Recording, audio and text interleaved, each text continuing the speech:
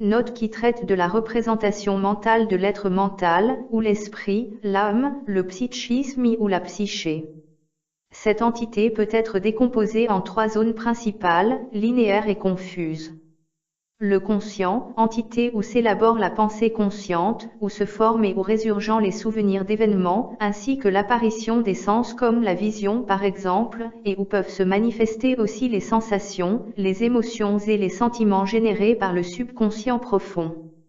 Le subconscient profond, totalement inconscient où se manifeste le contrôle de la vie animale, reptilienne et primaire, comme par exemple celui de l'existence de la vie des bactéries, qui a pour effet de tenter de favoriser la survie des individus de façon automatique, par tentative d'influencer les événements par des méthodes acquises par émergence et sélection naturelle et aléatoire, grâce à des méthodes acquises elles aussi, par émergence et sélection naturelle et aléatoire.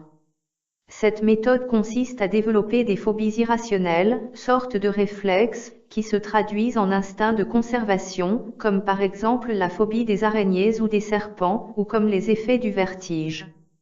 Dans cette entité, émerge une forme de pensée automatique, qui se produit de façon inconsciente, et qui relie les pulsions du subconscient à des besoins vitaux, et les besoins à des attentes d'événements appelant des satisfactions, ou évitant des inquiétudes associées à de la recherche de prudence par exemple développant la sécurité de survie, ou encore des émotions liées aux attentes et besoins vitaux, ainsi qu'à la recherche de satisfaction, d'espoir ou de sérénité.